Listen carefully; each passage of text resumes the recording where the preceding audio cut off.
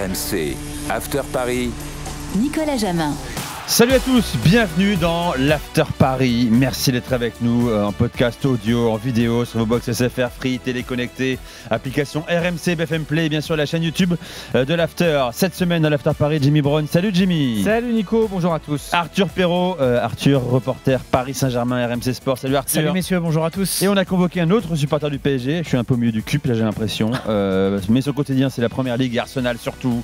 Julien Laurence nous fait l'honneur d'être avec nous cette semaine. Salut Jules. Salut Nico, salut à tous, salut les gars. On y est Salut presque bien, messieurs, ça arrive dans les prochaines heures bien sûr, cette demi-finale aller de Ligue des Champions à l'Emirates Stadium, Arsenal Paris Saint-Germain, mardi soir 21h. On va comparer, on va jouer un peu cette semaine, comparer ces deux formations, ligne par ligne, poste par poste bien sûr, qui est le plus en forme, qui est l'effectif le plus complet, qui gagnera la bataille tactique, et qui est le plus sous pression également pour ce rendez-vous qui va entrer dans l'histoire de ces deux clubs, Arsenal comme Paris. Vous écoutez, regardez le podcast After Paris, c'est parti. Alors avant de jouer au jeu des comparaisons, faisons un petit point infirmerie quand même pour bien cadrer nos débats. Ça a son importance bien sûr. Arthur, sur ce terrain-là, gros avantage Paris Saint-Germain. Ah ouais, puisque habituellement, toujours avant les matchs, que ce soit de championnat ou de Ligue des Champions, les journalistes reçoivent un bilan médical. Et ben j'ai envie de te dire, ça fait 2 semaines qu'on n'a pas reçu de bilan médical encore ce matin. Donc ça veut dire personne à l'infirmerie, tout le monde était là au centre d'entraînement, tout le monde a le sourire. Et un petit peu de fatigue quand même quand on échange avec les joueurs directement. Un petit peu de fatigue, je pense. Donc à mon avis, un peu plus de gestion du côté de Luis Enrique à ce niveau-là. C'est pour ça notamment que l'entraînement d'hier était programmé à 17h en fin de journée. Entraînement de mercredi, je précise. Voilà, donc ce qui a permis aux joueurs d'avoir une journée presque pleine pour se reposer et rester un petit peu à la maison. Parce que fin de saison, parce que enchaînement des matchs, surtout enchaînement. D'accord. Et notamment dans l'interview qui va être diffusée dans Rotten sans flamme avec Nuno Mendes. Nuno Mendes en parle, voilà, de cet enchaînement qui pèse beaucoup sur les organismes. Mais le staff a des petites parades. Voilà, il y a une certaine application apparemment qui existe pour calculer l'état de fatigue de chaque joueur en fonction de ses minutes jouées. Donc voilà, ça, on a ça la aide pas pointe mal. de la technologie côté parisien. La technologie aide beaucoup. Il a géré l'effectif. Ouais, Après, il ne faudrait pas traîner comme un boulet le report du match à Nantes. Ils auraient pu jouer entre les 2 matchs d'Aston Villa. Ils ont fait ce choix-là, ce qui fait qu'il y a un enchaînement. À date, il n'y a pas de blessés. Nous, on enregistre le jeudi. Il faut rappeler que vendredi soir, il y a un PSG Nice qui est programmé. Donc, il faut croiser les doigts pour que ça se passe bien sur cette dernière étape à Arsenal. Très bonne gestion de Luis Enrique et son staff. Il y a sûrement aussi une part de réussite quand même quand ton infirmerie est vide à quelques semaines de la fin de la saison. Arsenal, en revanche, Julien, sur ce terrain-là, est défaillant par rapport au PSG. Infirmerie quasi pleine, quoi. Ouais, Tout dépend de la surface de l'infirmerie en fait. Ouais, peut-être pas, mais c'est vrai qu'il y a du monde. Il y a des gens à l'infirmerie, il y a des joueurs à l'infirmerie que le PSG n'a pas. Jorginho, par exemple, qui est aussi un coup dur parce qu'on l'a déjà répété plusieurs fois, mais on en reparlera tout à l'heure. Thomas Partey suspendu pour le match aller. Jorginho aurait été un remplacement quasiment parfait, on va dire, ou en tout cas adéquat. Il ne sera pas là non plus. Pas de Calafiori, ou Calafiori pourrait être de retour, mais ça fait un mois qu'il n'a pas joué et ça paraît très compliqué. Peut-être une place sur le banc, mais pas beaucoup plus. Voilà. Et puis bien sûr Kai Havertz en pointe qui est lui maintenant depuis plusieurs semaines déjà absent et qu'on ne reverra pas tout de suite. Pareil pour Gabriel, bien sûr, le défenseur central. Donc il n'y a rien de neuf dans côté blessé par rapport à Arsenal, par rapport à ce qu'on avait vu avant le match du Real Madrid par exemple. Alors quelle est l'équipe Arsenal ou Paris la plus en forme sur les dernières semaines et avant d'aborder cette demi-finale de Ligue des Champions? C'est vrai qu'Arteta a quand même réussi à bricoler avec un impact limité sur sa formation, Julien, et sur les résultats. Deuxième de Première Ligue Arsenal, demi-finaliste de Ligue des Champions, vainqueur du Real en quart, 0 défaite sur les 12 derniers matchs. Il y a quand même quelques accros dans cette série, Julien.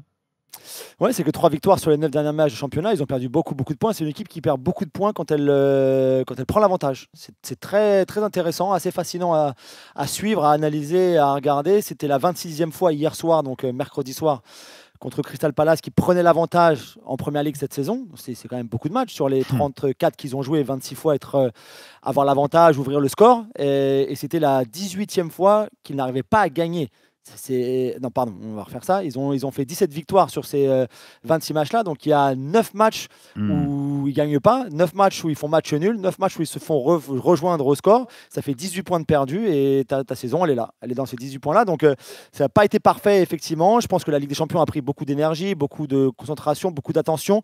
A pris aussi la priorité quand tu joues le Real Madrid et puis ensuite tu t'avances vers le PSG. C'est ça qui est dans l'esprit des joueurs et même, je pense, de Mikel Arteta et de son staff aussi à lui. Donc, ça explique peut-être la période un petit peu moyenne, on va dire, entre guillemets, de cette équipe-là. Mais comme on l'a vu contre le Real, ils sont aussi capables d'élever leur niveau de jeu, comme je pense le PSG sera capable de le faire aussi dans ces deux matchs-là. Ligue des Champions, priorité, obsession, a dit Luis Enrique également pour la première fois en conférence de presse. Est-ce que là aussi, comme à Arsenal, ça peut empiéter sur les performances du championnat domestique? Deux derniers matchs du PSG, je le rappelle, un nul contre Nantes, une petite victoire contre le Havre. Ouais. Il y a aussi la lourde défaite face à Aston Villa, dans la forme en tout cas. Luis Enrique a eu une formule ce matin en conférence de presse que j'ai trouvé plutôt drôle, où il a dit très clairement: si on me garantit que je fais finale de Ligue des Champions et que je perds contre Nice et donc je ne suis plus invincible, voilà, je signe tout de suite. Évidemment. Donc c'est assez révélateur. Par contre, ce que l'on sait, et pour avoir échangé avec pas mal de personnes du staff, que ce soit lors du match nul face à Nantes, un but partout, où il y a eu, Jimmy le confirmera, je pense, un quart d'heure de battement, où c'était un peu le flou dans le jeu parisien, plus la grosse demi-heure contre Aston Villa, où vraiment le Paris Saint-Germain s'est fait peur. Ça a vraiment eu l'effet piqûre de rappel. C'est-à-dire que tout va bien au Paris Saint-Germain, il y a des sourires, on l'a encore vu ce matin au campus PSG, mais ça a permis à la fois Luis Campos et à Luis Enrique de venir corriger des micro-détails, que ce soit dans les comportements, dans les placements de certains joueurs et certains cadres du groupe. Oui, et c'est vraiment sur ça que le staff parisien et la direction du club ont insisté ces dernières heures. C'est-à-dire qu'il y a deux choses à distinguer, on l'a déjà évoqué longuement, et je pense que c'est quelque chose qui est partagé par Arsenal depuis le retour de trêve internationale. Moi, j'ai pas vu un match 90 minutes pleine du PSG. Il y a eu des séquences où c'était pas mal. Saint-Etienne, t'es mené, tu reviens avant la mi-temps, la deuxième mi-temps, c'est une balade. Dunkerque, t'es quand même mené 2-0. Il y a ce match contre Aston Villa où t'es mené au parc, où tu vas perdre aussi là-bas. Mais effectivement, ce qui a interpellé sur le match d'Aston Villa et sur le match contre Nantes, c'est certaines attitudes et des retours défensifs qui étaient moins probants que ce qu'on a pu voir quand le PSG, on avait l'impression de voir cette équipe marcher sur l'eau, notamment sur la double confrontation face à Liverpool. On voyait que collectivement, voilà, il y a certaines individualités qui rechignaient peut-être un petit peu à faire les efforts. Si la piqûre de rappel a été faite, c'est tant mieux, parce que je pense qu'effectivement, ça ne pardonnera pas contre Arsenal. Mais si on doit comparer les dynamiques entre les deux équipes, justement sur cette période post-trêve internationale du mois de mars, je trouve que Arsenal a eu quand même deux matchs où ils ont impressionné. Cette double confrontation face au Real, moi franchement, Julien, je ne les attendais pas à ce niveau-là, que ce soit à l'Emirates et encore même plus peut-être à Bernabeu. Alors après, c'est peut-être lié aussi à la faiblesse du Real dont on a beaucoup parlé, mais la manière dont ils ont su gérer ce match retour alors qu'on leur promettait l'enfer, et finalement ils vont aller gagner ce match là-bas sans quasiment jamais être en danger, ça montre quand même à quel point cette équipe est costaude et focus sur cet objectif Ligue des Champions. Ouais, c'est vrai, tu as raison complètement. Mais après, on a aussi vu ce que tu viens de dire sur le PSG est aussi juste pour Arsenal en championnat. Hein.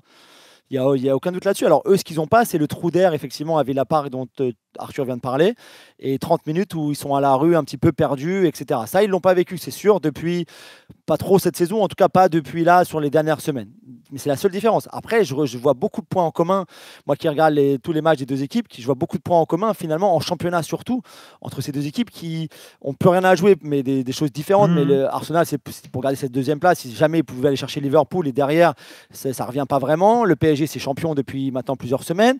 Donc, et la Ligue des Champions, elle accapare vraiment tout. Elle accapare ta concentration, elle accapare ton énergie, elle accapare tout, même nous, même tout ce qu'on dit nous sur ces deux clubs-là. Maintenant, c'est autour de la Ligue des Champions. Donc, moi, je retrouve pas mal de similitudes, entre les deux. Et on peut même aller plus loin, Julien, si tu élargis aux autres demi-finalistes. Le Barça, ça gagne par un but d'écart ces deux derniers matchs de championnat alors qu'ils sont à la lutte pour le titre. L'Inter, ils en ont pris 3 en Coupe d'Italie hier contre Milan. Ils perdent à Bologne. Donc voilà, personne n'est infaillible et c'est normal d'avoir des baisses de régime quand tu as des échéances aussi importantes qui arrivent. Luis Enrique l'a dit également en conférence de presse ce jeudi, nous allons avoir une grande version du PSG face à Arsenal. Il fait clairement une distinction entre ce qu'il produit en championnat, avec une équipe qui n'a quasiment plus qu'un objectif, effectif en Ligue 1 et ce qu'il compte produire en Ligue des Champions et en l'occurrence mardi soir face à Arsenal. Julien, partons sur les compos et on va comparer joueur par joueur ensuite, joueur parisien, joueur d'Arsenal. Pas trop de doutes sur la compo qu'alignera Mikel Arteta, elle est quasiment connue. Oui, pour le match aller, donc on l'a dit, pas de Thomas Partey qui a un vrai gros coup dur pour Arsenal parce qu'il est très bon depuis plusieurs semaines maintenant, plusieurs mois. On aura sûrement Declan Rice qui jouera un tout petit peu plus bas que son poste habituel de numéro 8 là sur le demi-espace gauche, qui viendra jouer en 6 dans l'axe, vraiment en sentinelle. Et on aura Mikel Merino qui lui aussi va décrocher un petit peu de son poste de numéro 9 ou de faux numéro 9 si vous voulez, vu qu'il est plutôt un milieu de terrain relayeur à la base, mais qui a très bien remplacé Havertz, qui a plutôt très bien dépanné dans cette position-là, qui reviendra dans son poste préférentiel finalement de milieu relayeur côté gauche. Donc c'est un joueur absent en Partey, mais qui fait bouger deux joueurs, qui fait deux changements à Mikel Arteta. C'est pas du poste pour poste, c'est vraiment deux changements. Trossard, qui aurait dû être sur le banc en temps normal, viendra lui jouer en numéro 9. Alors il est plus numéro 9 que Merino, c'est sûr, mais ça reste un faux numéro 9, comme on l'a encore vu hier contre Crystal Palace mercredi soir, où il décroche beaucoup, il vient beaucoup au milieu de terrain chercher le ballon. C'est pas un 9 c'est plus un 9 comme Dembélé qu'un 9 comme Erling Haaland par exemple. Donc voilà, après le reste, c'est du très classique. Martinelli, Saka, les deux ailiers, Odegaard, le troisième milieu de terrain, la défense à 4 avec Lewis Kelly, le jeune arrière gauche anglais à gauche, donc Timber à droite, Saliba, Kivior et Raya dans les buts. Alors, plus d'interrogations côté Paris Saint-Germain. On a toujours le même doute avant une échéance comme celle-ci en Ligue des Champions, Arthur. En clair, c'est Barcola ou Doué. C'est ça. Kvaratskhelia semble, on est tous d'accord pour dire désormais, il est limite indiscutable dans l'esprit de Luis Enrique. Sur ce type de match, pour moi, oui, il n'y a pas photo. Okay. Même si face à Nantes, il a peut-être un peu levé le pied, Visca Kvaratskhelia, mais oui, en Ligue des Champions, il reste quasiment un titulaire indiscutable.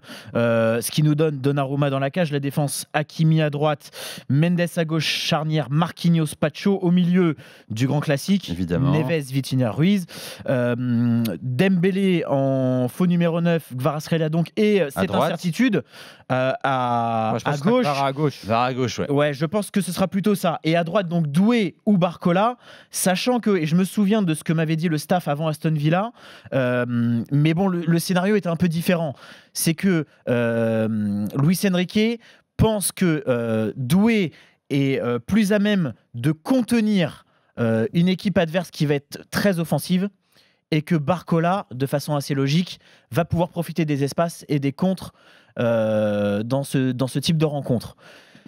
Quand on approche de ce match aller, je me dis que la tendance est quand même à ce que Désiré Doué débute, même si lui aussi face à Nantes a peut-être levé un peu le pied et dans les attitudes dont on parlait tout à l'heure avec Jimmy, a montré un peu de relâchement. Mais je ne suis pas vraiment inquiet sur le fait qu'entre-temps, il y a eu des discussions, des ajustements et qu'il soit de nouveau performant et entre guillemets sur le droit chemin. Je l'invite Julien Aigueman dans un instant. Vas-y, Jimmy. Non, moi je ne veux pas être chat noir, mais tout ça sous réserve du match de Nice, encore une fois. Il faut que ça se passe bien au niveau des blessures à ce niveau-là.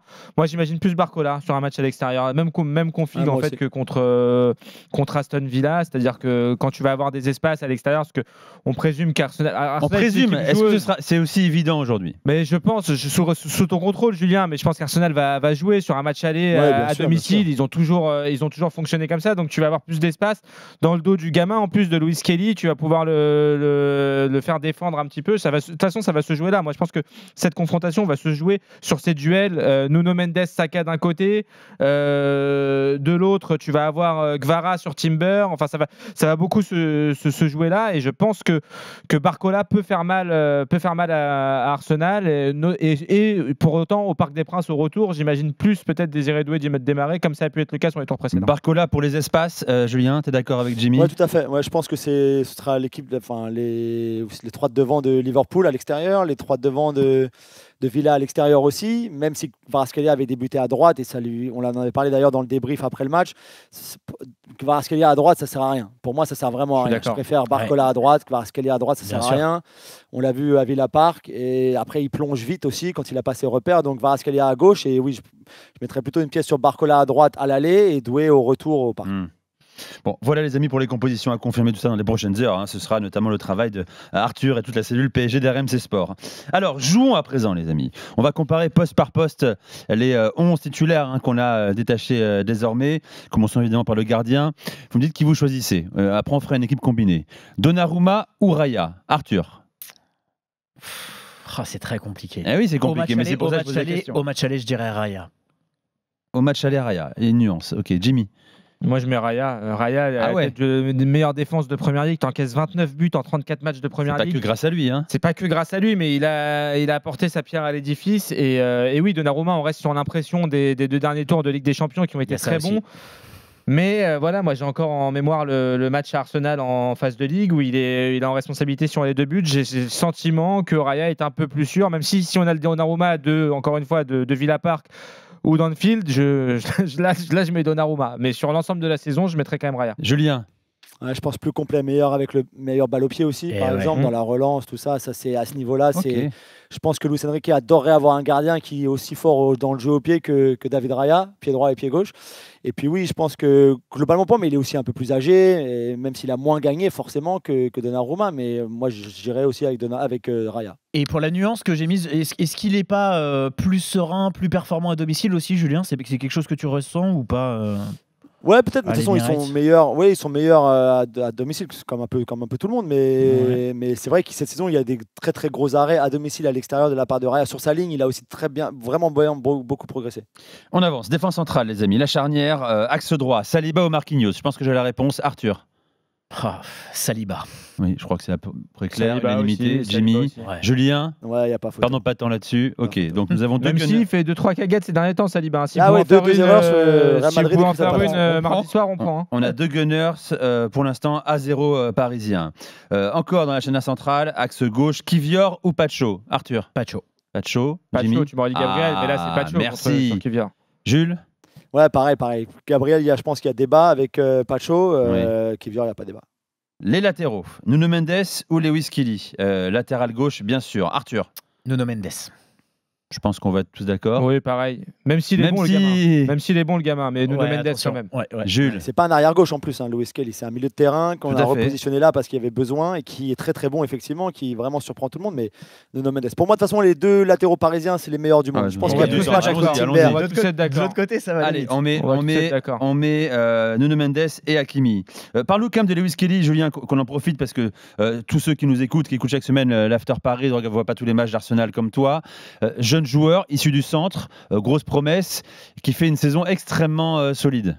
Ouais, qui est un milieu de terrain de formation axial, qui était déjà très fort chez les jeunes dans cette position-là, qu'on a repositionné à gauche pour dépanner un petit peu à la base, mais aussi parce que dans l'esprit d'Arteta, c'est un milieu de terrain supplémentaire sur le terrain, finalement un petit peu comme ce qu'on peut voir, ce qu'on a pu voir en tout cas parfois chez le City de Guardiola, dans le contrôle du ballon, le contrôle de la possession, parce que vous verrez mardi, Lewis Kelly viendra beaucoup dans l'axe, notamment dans la phase de construction. Il est très fort sous pression, c'est quelqu'un qui est très press resistant comme les Anglais, donc qui résiste à ton pressing ou à ton contre-pressing, qui perd très peu de ballons. Alors il a encore quelques erreurs et quelques manquements défensivement, parce qu'une fois encore, c'est pas son poste arrière gauche. Contre le PSV Eindhoven, il doit être expulsé après 25 minutes, par exemple, pour 2 cartons jaunes. Il y a quelques erreurs, il y a des cartons rouges en championnat, il y a quelques erreurs de placement, quelques erreurs techniques. Le penalty qu'il donne à Everton, c'était un petit peu dur ce penalty, mais on voit qu'il est encore très très jeune dans le côté défensif de son rôle, de son poste. Donc ça, c'est peut-être quelque chose, Jimmy en a parlé tout à l'heure, à exploiter pour le PSG, que ce soit Barcola ou Doué sur son côté. Mais c'est vrai qu'il impressionne par sa sérénité, sa maturité pour quelqu'un de 18 ans. Et même Timber, qu'on choisisse Hakimi, il n'y a pas de problème. Ouais, c'est un bon Timber, défensivement, c'est très fort. En 1 contre 1 défensivement, on l'a vu contre Vinicius à l'aller et au retour, c'est dans la poche arrière, Vinicius. Voilà pour la ligne défensive. Les milieux de terrain, alors on a choisi, parce qu'on a incertitude sur le positionnement de chacun, qui sera relayeur, qui sera dans la défense. Arsenal. À Paris, on le sait, c'est plutôt concernant Arsenal. Alors on a choisi 2 profils à peu près similaires, à peu près, je dis bien. Declan Rice, Fabien Ruiz. Arthur. Fabien Ruiz.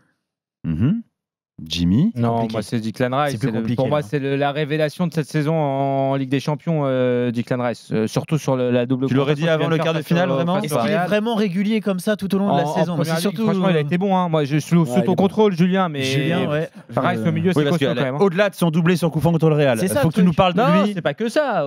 C'est pour ça que je pose la question à Julien. Il est capable de récupérer des ballons, de distribuer le jeu, etc. C'est métronome quand même. Julien. Tu choisis Rice déjà ou Ruiz ? En 2025, là, c'est très fort. Après, je me rends pas compte. Pour Fabian, bien sûr, tout l'équilibre qu'il apporte, encore une fois, la maturité, l'expérience, surtout avec les 2 autres, c'est un milieu quasiment parfait, celui du PSG.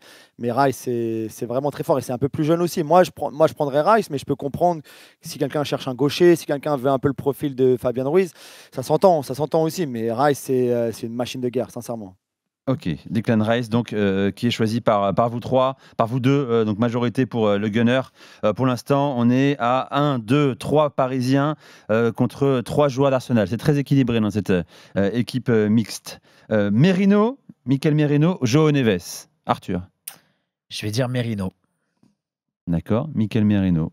Je me bats sur l'état de forme. Moi, je vais dire João Neves parce que c'est mon chouchou, c'est mon joueur préféré. On s'en fout de ça, c'est pas un sujet. Chouchou. Si, mais non, c'est pas le sujet. Sur l'état de forme, Jimmy, on est là pour aborder moi, cette demi-finale. Si tu me demandes de choisir mon équipe, moi dans mon équipe, alors, comme ça, tu me fais choix entre João Neves. Oui, non, mais je vais t'expliquer. Merino, déjà, il n'est pas installé souvent à ce poste-là. Julien peut nous en parler. Il a beaucoup joué depuis les blessures en attaque. Il a beaucoup joué au poste de numéro 9.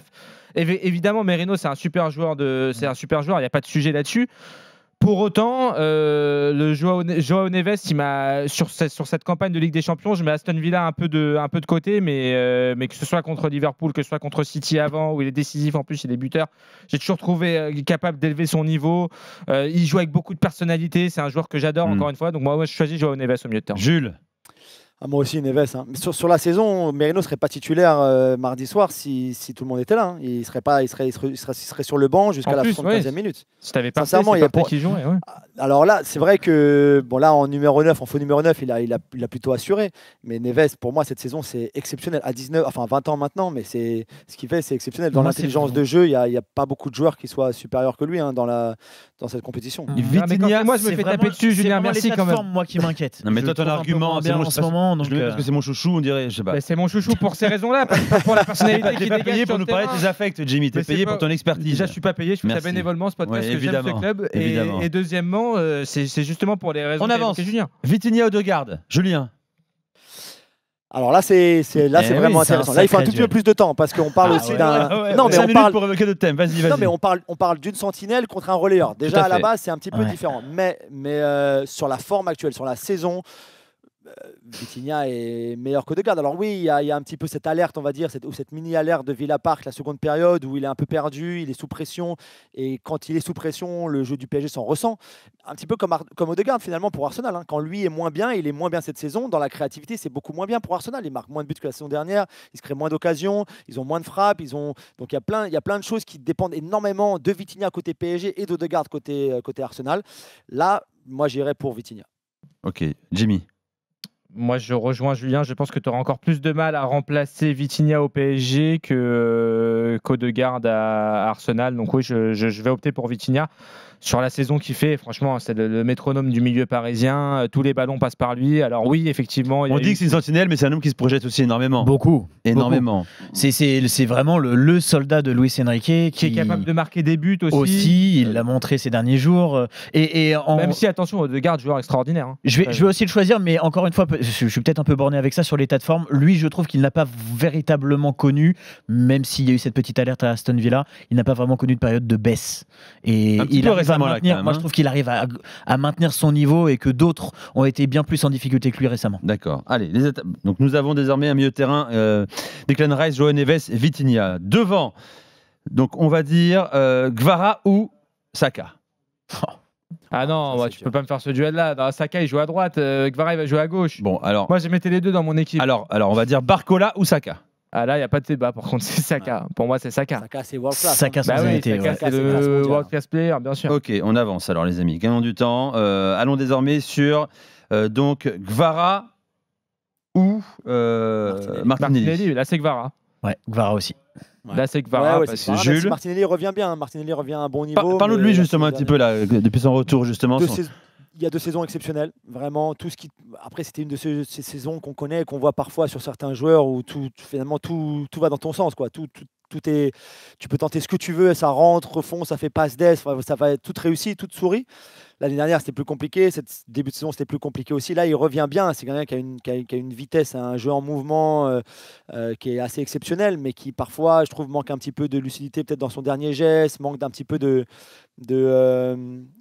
awareness, comme disent les Anglais, donc de regarder ce qui se passe autour de lui. Il joue souvent la tête baissée, je trouve, par exemple, mais ça reste un très gros talent. Mais par rapport à Gvara, le Gvara des grands soirs, le Gvara du match aller de Liverpool ou du match aller d'Aston Villa, par exemple, Martinelli, c'est pas encore à ce niveau-là, non?